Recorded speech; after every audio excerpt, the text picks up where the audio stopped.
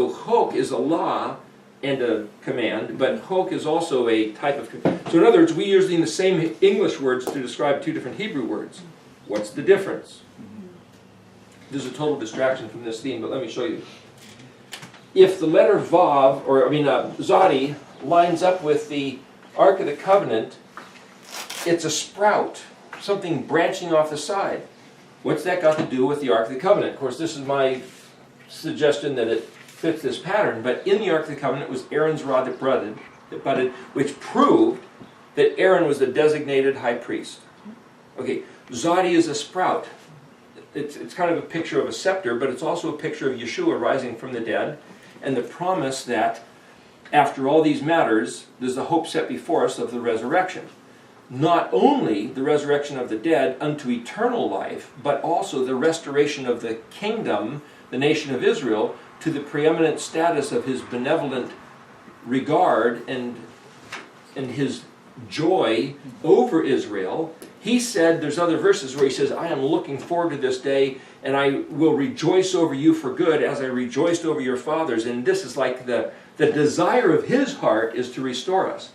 Well, if that's Zadi, a sprouting, what's Het? Well, Het is a fence. So here's like the fence of the Mishkan with the entrance door. And Kuf is this overarch. So here's like this box with an arched lid, which almost looks like a treasure box. Well, what's inside this box with this arched lid is everything between Het and Kuf, which is the pattern of this Mishkan pattern of basically all the Moedim and all his instructions and all his promises hidden away only for those who are willing to keep his instructions and imitate his enactments. The other word, Het Kuf He, means engrave or imitate. Engraved or carved. He engraved and carved with his finger on tables of stone all the stuff inside his treasure box. And for people to say, we don't have to do anything he said, it was nailed to the cross. Guess what? You guys just lost the treasure box. True. Until the day you come back to the things he said. So Het Kuf, I see, based on this, it also means something prescribed. Statute, law, custom, constitution. Some constitution, that's stuff that we have to do. This describes the conduct of our custom. What does it mean to be his people? It's the stuff in here. So if between Het and Kuf is all the Moedim, then what it means to be his people is keeping the Moedim. And if you don't keep the Moedim, you don't look like his people. If all the Britishers are supposed to wear little red hats and you say, forget it, I'm going to wear a big sombrero, you're not of his custom. You have nothing to do with him. You're rebelling against him and you're not part of his kingdom come. So, Het Kuf Vav Nun. Now if you add Vav Nun, it means one who is about the business of doing the thing. It means, it says here, giving an enema. What has that got to do with anything? It purges the toxins, right? So in other words, if you start doing what he said, imitating his enactments, it will purge you of all the things which are counter to him, which is the reason why we don't have the kingdom and why we don't get any of the blessings. Het Kuf Kuf, or Het Kuf Vav Kuf, is also means engraving or carving or enactment. So what I'm trying to show you is by looking at the dictionary, is that you look at variations of the spelling of the word to find more things validating that that's really what the word means. Het Kuf Kuf means engraved, inscribed, decree, enacted, legislated, that's like the Constitution, engraver, hollow, cavity, or something which is carved out. Okay, so Chok-E means my commandments.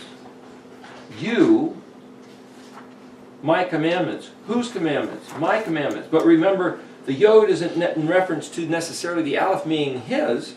It means Yod, the person who's doing the declaring. Something enacted. Okay, so here's another way to look at this. If the word Chok is to imitate or to make a command of something prescribed, if it says necessary portion due, or obligation, or responsibility, it's also a perk and a benefit. In other words, you say, okay, you're going to work on this ranch, you're going to have to feed that horse, and you're going to have to ride that horse an hour a day. And you go, I don't want to ride them stinking horse all for an hour a day. What if you say, oh, I get to ride the horse? Woohoo! I get to ride the horse an hour a day. So in other words, the responsibility and obligation is also the benefit. The only difference is your attitude. So if we say, oh man, we got to keep those moedim. Oh, come on, man, there's 7 of those suckers.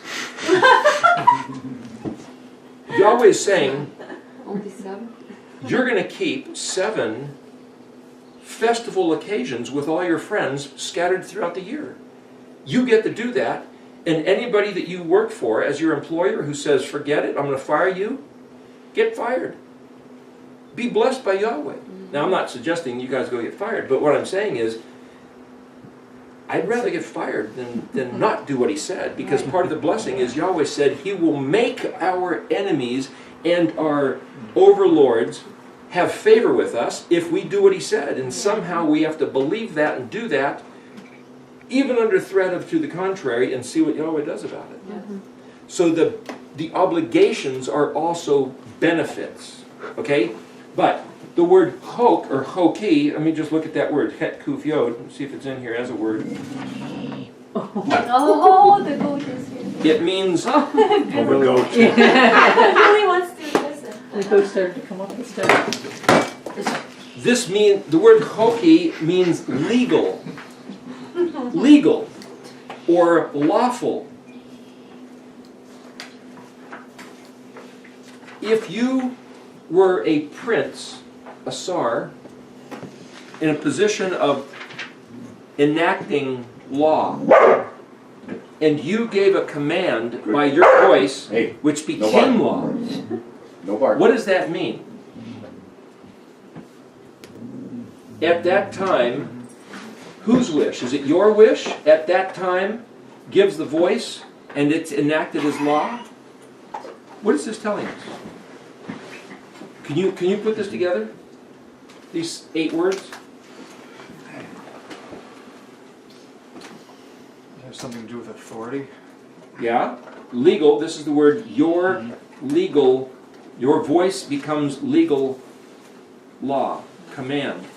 As a constitutionally legislated.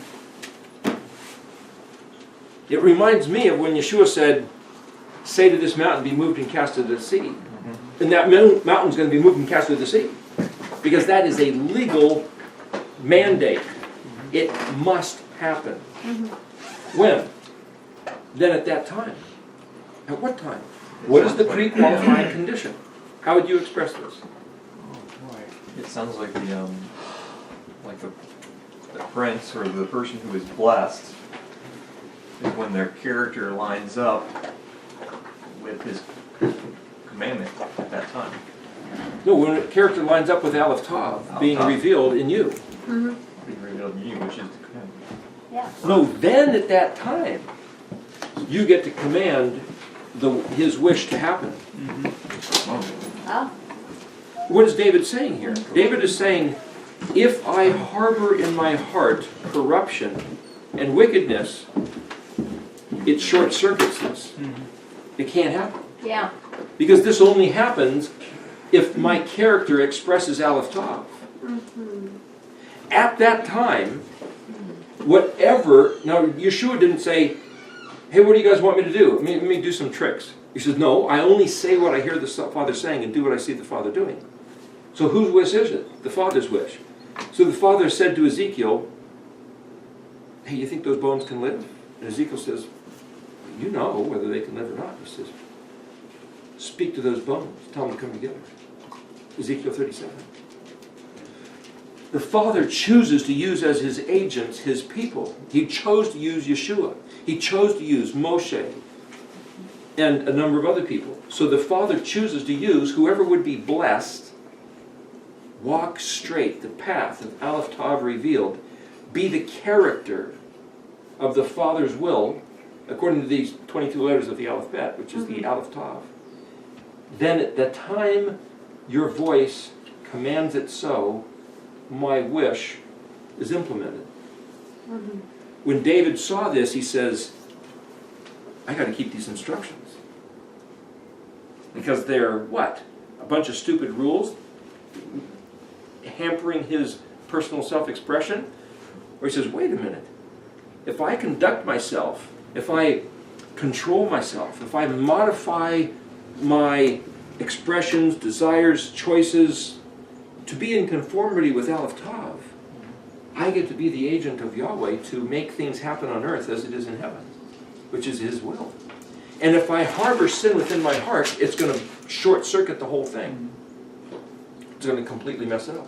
It's going to be like, and people do this, they will have a well outside where they get their water, and then they'll dump their sewer over there, which percolates down through a rat hole into their well, and then they get sick and they don't know why.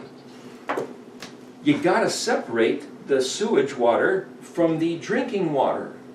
David is trying to do the same thing here. That's what he's expressing all through 119. He said, show me how this works. Show me how to keep my way pure, to not corrupt myself. Now, something happened, which we don't know. Maybe it's written somewhere. Something happened to David, and it somehow got past him.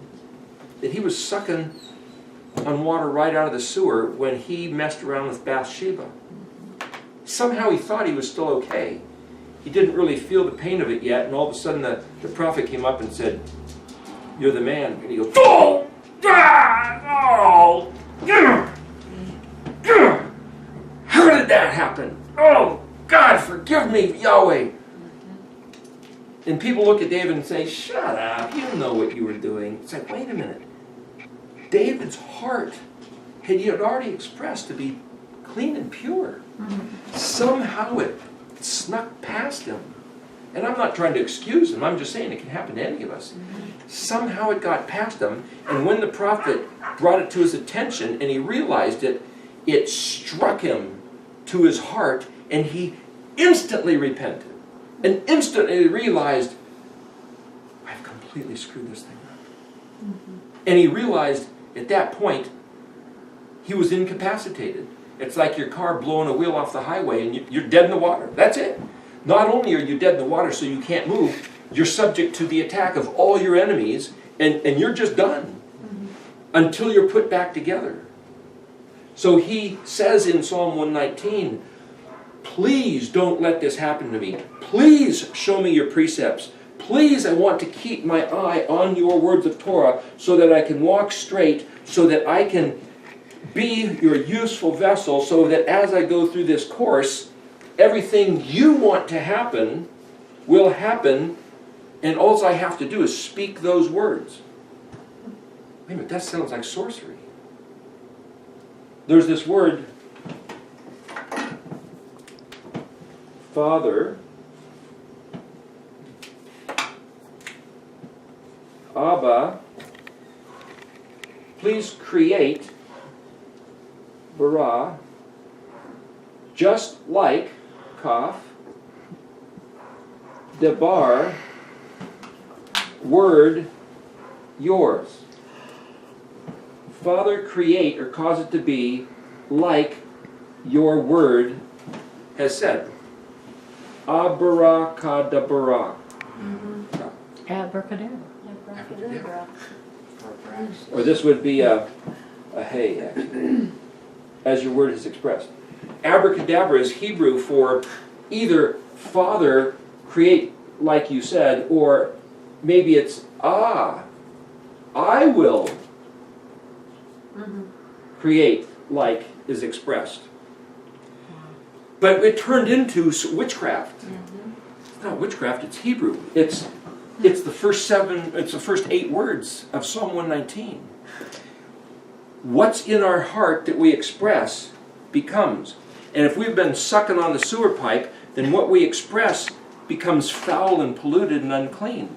But if we're sucking on Yahweh's drinking from his clear word, then what we express is his heart. So Yeshua was the model of one who only said what he heard the Father saying, only did what he saw the Father doing, and he said, follow me, do what I do, I'll show you guys how to do this, I'll show you guys how to get out of this mess.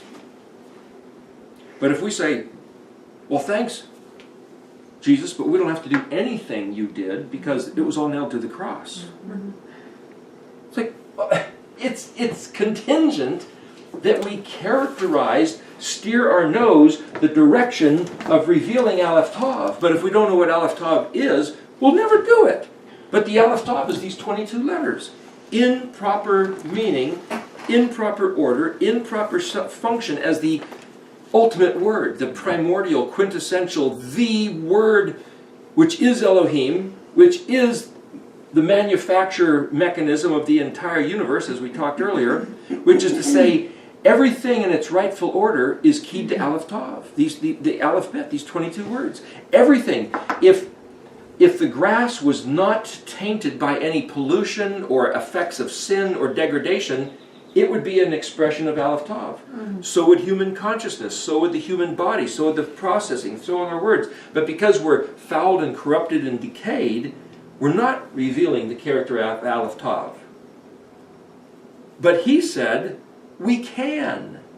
But the Christian church has told us, you can't, it's impossible, we were never meant to, and because we can't, Jesus died on the cross so that we don't have to even think about it, and we're automatically, his righteousness is imputed to us, so we can be as corrupt as we need to be, and it'll be reckoned or considered as pure righteousness. But it's like, that's not what David is saying here. And David asked specifically, open my eyes to perceive the wonders of your Torah. Now the word wonder in verse 18 happens to be spelled Pei Lamed Aleph. It's actually got a nun in front of it. And then there's a Vav Tav, which makes it plural. And this is the word paleo. The word paleo. He says, let me see the paleo things. The word paleo literally means hidden, mysterious, wonderful, amazing, so astounding I can't even find the words for it. Now, there's another fellow that showed up and was talking to Samson's father. And his father said, what is your name that we can honor you? And she says, why do you ask my name? It's Paleo. That's what he said, it's Paleo. Really? Yeah, but we see in English, why do you ask my name? It's hidden. Or why do you ask my name? It's secret. The word paleo means hidden secret. Was the angel's name Paleo, or was it really just a hidden secret? So to call this Paleo Hebrew is just a way of playing on words, that it's a hidden secret. Okay, now, going back to Psalms, going back to Jeremiah 23. Okay, the first half of Jeremiah 23, Yahweh really is very disturbed over his pastors, prophets, shepherds, tending his people, his flock, with lies and distortions of untruth. So the first whole chapter, the first half of the chapter, Yahweh is like disgusted with his own teachers. And he says, this is what's going to happen. Your guys, your own corruption, I'm going to bring back on your own head. And your way is such that it's like a person walking in the dark, slipping on the path and gets shoved. I'm going to do it to you. I'm going to shove you, and your own ways are going to befall you, and you're going to trip and fall because this is what you've been doing to my people. You've been leading on the wrong path so that they slip and fall and get cut and hurt and banged up, and that nothing's happening in the kingdom, and it's your guys' fault. That's what the first half of the chapter is about.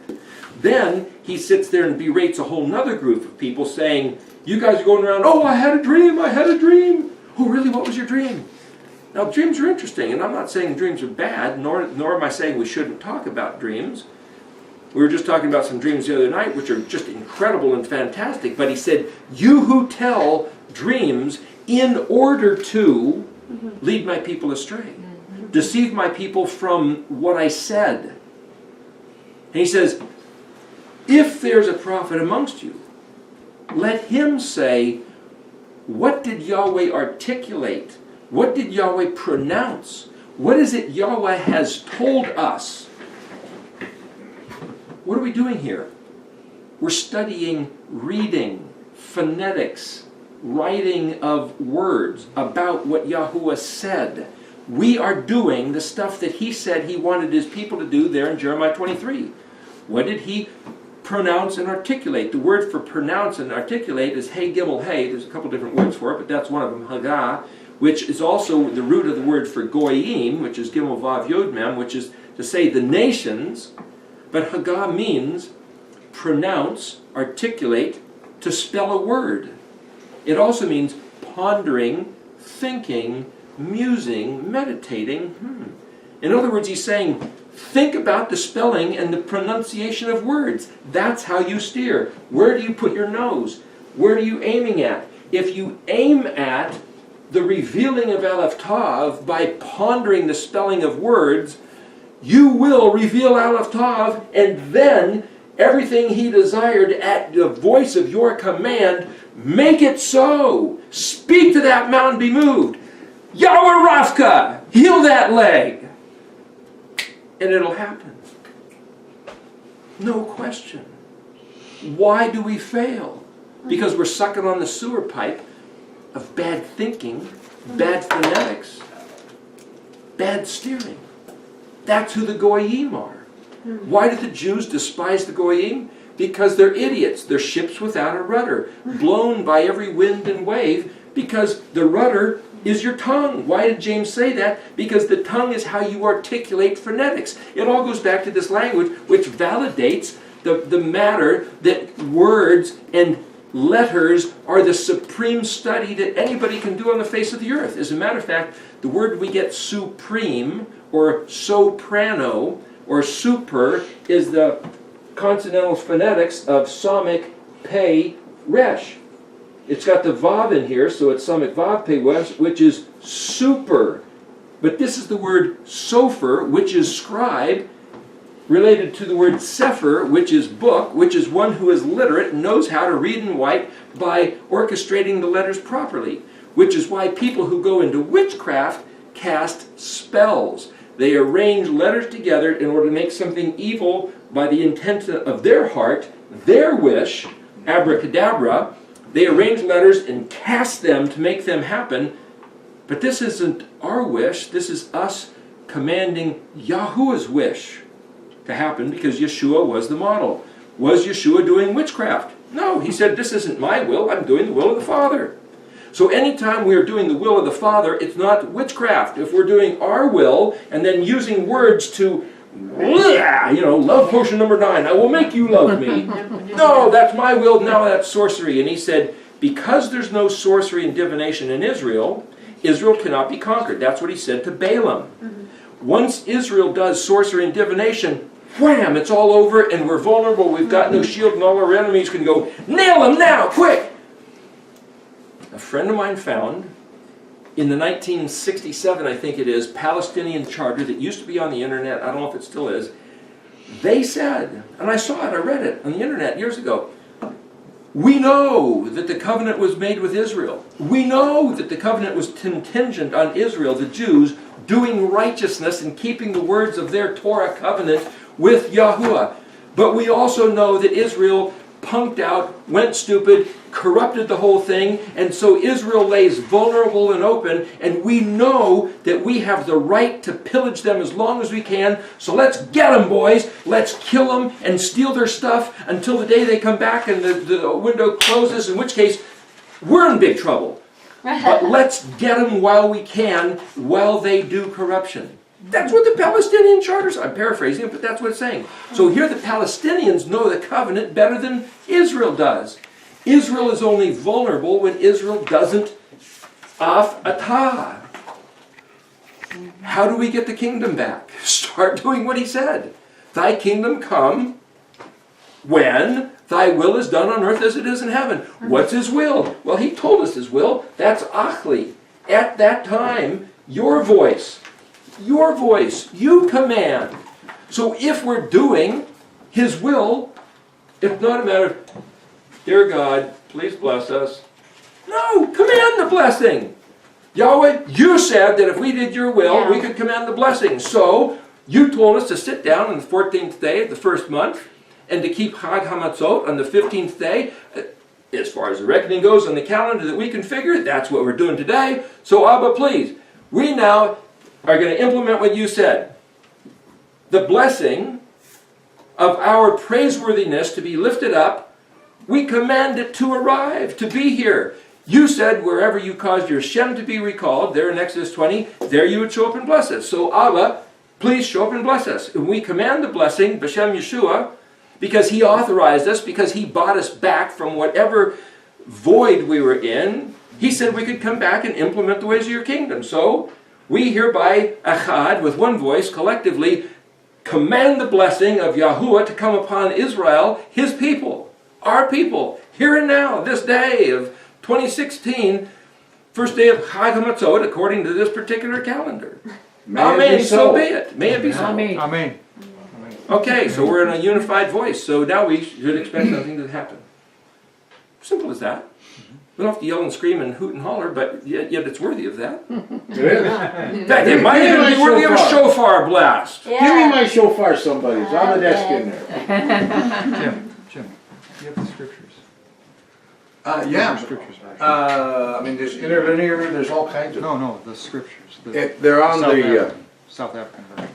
yeah, it's the big one and it's on All right, if the, you could, over the fireplace in there. What, The big another? scriptures on the right-hand side of the clock. We're at an hour also right now.